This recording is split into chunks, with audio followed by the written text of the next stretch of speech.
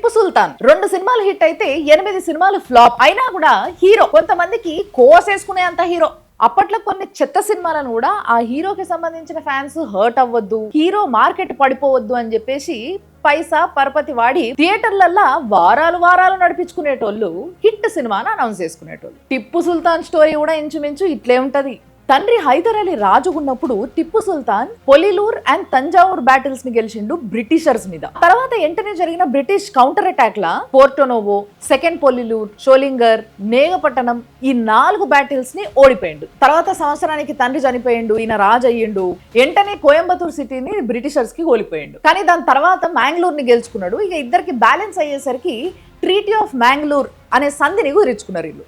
కానీ అసలు తమాషా అంతా దాని తర్వాతనే మొదలైంది. నెక్స్ట్ ఈయన నిజాంలతోని మరాఠాలతోని యుద్ధానికి పోయిండు. అప్పుడు ఏమేమి కోల్పోయిండంటే బదామి ఏరియాని మరాఠాస్ కి కోల్పోయిండు. ఆ తర్వాత కలోపన్, అదోని, కిత్తూర్, నర్గుండ్ వీటన్నిటిని అంతకు ముందు ఎవరైతే పరిపాలించారో వాళ్ళు గుంజేసుకురు. ఇట్లా ఇంకా చాలా కోల్పోయిండు. దాని తర్వాతనే ట్రీటీ ఆఫ్ గజేంద్రగఢ్ అనే ఒక సంధిని కుదిరించుకున్నాడు మరాఠీలతోని. అదేంటంటే నేను మీకు ప్రతి సంవత్సరం 12 లక్షలు ఇస్తా, నేను ఏ ఏరియాస్ అయితే కోల్పోయినానో వాటన్నిటిని నాకు తిరిగేయడంతో పాటు నన్ను నవాబ్ టిప్పు సుల్తాన్ గా గుర్తించండి అని అడుక్కున్నాడు. ఇది జరిగిన కొంతకాలానికే థర్డ్ ఆంగ్లో మైసూర్ వార్ జరిగింది. ఈ వార్ లా అంతకుముందు ఆయన ఆక్రమించుకునే అన్ని పోగా మ్యాంగ్లూర్ అండ్ మలబార్ కూడా ఈయన చేతికి ఓడిపోయిండు. ఈ యుద్ధం చివరిలో ఓడిపోయే టైంకి ఇంకో సంధి కుదుర్చుకున్నాడు ఈయన, అదే ట్రీటీ ఆఫ్ శ్రీరంగపట్నం. ఇక దీంట్లో టర్మ్స్ ఏంటివి అంటే దార్వార్ కాళీ రివర్ నుంచి మొత్తం పేష్వార్కి వెళ్ళిపోయింది అండ్ కృష్ణా పెన్నేర్ నదుల మధ్యలో ఉన్నదేమో నిజాంకి వెళ్ళిపోయింది. ఇలా కడప, గండికోట కోటలు కూడా ఉన్నాయి. మలబార్ కోస్ట్ ఏమో ట్రావెన్కోర్ కింగ్డమ్కి వెళ్ళిపోయింది.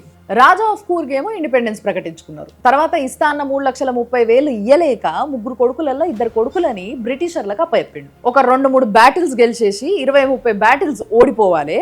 లాస్ట్ కి ప్రతి బ్యాటిల్ ఓడిపోయే ముందు సంధి కుదిరించుకోవాలి, పైసలు కట్టాలి. దాని తర్వాత పైసలు కూడా కట్టలేని పరిస్థితి వచ్చినప్పుడు ఉన్న 3 కొడుకులలో 2 కొడుకులని అప్పచెప్పుకోవాలి. గిది నా చరిత్ర. ఎంతసేపు తండ్రికి కొడుకుకి ఒకటే పని. మంచిగా మైసూర్లో బిజినెస్ నడిచేది, ట్రేడింగ్ జరిగేది. అది సిల్క్ కావచ్చు, శాండిల్వుడ్ కావచ్చు. మస్తుగా పైసలు వస్తుండే. ఆ పైసలన్నీ తీసుకొచ్చేసి యుద్ధాల మీద పెట్టాలి. ఇప్పుడు కొంతమంది ఇక టిప్పు సుల్తానే సిల్క్ పుట్టించిండు, శాండిల్వుడ్ పుట్టించిండు అన్నట్టుగా మాట్లాడతారు. వీళ్ళది ఒక 300 ఏళ్ల కిందటి చరిత్ర. కానీ 1000 సంవత్సరాల ముందు నుంచేలే మైసూర్ నుంచెల్లి ట్రేడింగ్ జరిగేది. సిల్క్ కావచ్చు, శాండిల్వుడ్ కావచ్చు, ఇంకా చాలా.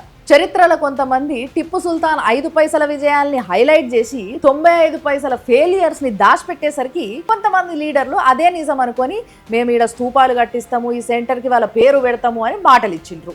ఆ మాటలు కూడా నిజం చేయకపోయేసరికి ఇప్పుడు వాళ్ళు అక్కడ ఎన్నో ఏళ్ల నుంచి కొన్ని గుళ్ళున్నాయి, ముఖ్యంగా ఆంజనేయ స్వామి గుడి ఉన్నది అని చెప్పేసి ఇద్దరు కొట్టుకున్నారు.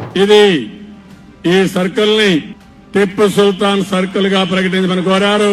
స్తూపం కూడా పెట్టి బ్రహ్మాండంగా టిప్పు సుల్తాన్ సర్కిల్ గా దీన్ని నియమించి. కానీ మీడియాలో ఒక బ్యాచ్ మాత్రం 2 వర్గాల వారు రాళ్లు రువ్వుకున్నారు, మధ్యలో పోలీసు వాళ్ళు పోతే వాళ్ళకి దెబ్బలు తగిలినాయి అని చెప్పి వార్తలు వేయడం మొదలుపెట్టారు. కానీ రాళ్లు రువ్విన చరిత్ర, ఆ పని ఎవరు చేస్తారో అందరికీ ఎరికే. ఎవరు రాళ్లు రువ్వడం వల్ల పోలీసు వాళ్ళకి దెబ్బలు తాకినాయి అనేది కూడా మస్తు వైరల్ అవుతున్నాయి ఈ వీడియోలు. బేసిక్ ఏంటంటే ప్రొవొకేషన్ ఆఫ్ వైలెన్స్ కిందికి వస్తుంది అని చెప్పేసి ఆ ఫుటేజ్ ని మనం తీసుకొచ్చి చూపిస్తలేం మన ఛానల్లో. బట్ ట్విట్టర్లో చాలా మంది అకౌంట్స్లలో మీకు దొరుకుతుంది, కనిపిస్తూ ఉన్నాయి, అప్పుడప్పుడు వైరల్ అవుతుంది. కాబట్టి చూడండి మీరే. స్టార్టింగ్ లో నేను చెప్పిన కదా, అప్పట్లో కొన్ని చెత్త సినిమాలు నడిపేటందుకు పరపతి పైసలు వాడేటోళ్ళు, వారాలు సినిమాను నడిపేటోళ్ళు అని చెప్పేసి. కానీ ఇప్పుడు ఆ కథలన్నీ నడవవు. బొమ్మ తేడా ఉందంటే 4వ రోజే అవతలేస్తారు. సో అబద్ధాల చరిత్ర కూడా కాలం చెల్లింది అని చెప్తున్నా. టిప్పు సుల్తాన్ ని కొంతమంది కమ్యూనల్ హీరో అని పొగుడుతూ ఉంటారు. కానీ మలబార్ ప్రాంతం మీద యుద్ధానికి పోయినప్పుడు హిందువులని ఊచకోత పోసిండు, గుళ్ళని ఊలగొట్టిండు, మతం మార్పిడి చేపించిండు. ఒకవేళ ఎవరన్నా మతం మారడానికి ఇష్టపడకపోతే వాళ్ళని చంపిన తర్వాత కూడా మతం మార్చిండు. Tipu Sultan read his manifesto written in his own words. Murders, tortures, forced conversions, even dead Hindus were converted, even dead Hindus. Calicut ఏరియాల అంటే ఇప్పుడు కోయికోడ్ అంటారు కదా, అక్కడ కూడా చాలా గుళ్ళ పైన అటాక్ చేసిండు. ఇక ఆయన ఉండే మైసూర్లో చాముండేశ్వరి అమ్మవారి పైన, టెంపుల్ పైన కూడా దాడి చేయడానికి ప్రయత్నించిండు. కానీ ఉండే జాగాలనే వ్యతిరేకత వచ్చిందనుకో ఇక ఉండడం కష్టమవుతుందని చెప్పి ఊకున్నాడు. తర్వాత ఆయన ఉండే మైసూర్ ఏరియాలనే అందరిని ఈక్వల్గా చూస్తున్నట్టు కలరింగ్ ఇచ్చేటోడు, అందరితోని మంచిగా ఉన్నట్టు డ్రామాలు వేసేటోడు. కానీ ఒక్కసారి మైసూరు దాటి అటు కేరళ పోయినా, తంజావూరు పోయినా, మరాఠా పోయినా, ఎక్కడ పోయినా కానీ హిందువుల్ని పట్టుకొని ఊచకోత వస్తాడు. మీదికి గుళ్ళు కూడా ఊలగొట్టేటోడు. The Hindus of Coorg suffered a particularly brutal onslaught. He destroyed 800 temples, 27 churches, captured 60,000 Christians, converted 30,000, killed thousands. And yet we call him a symbol of communal harmony.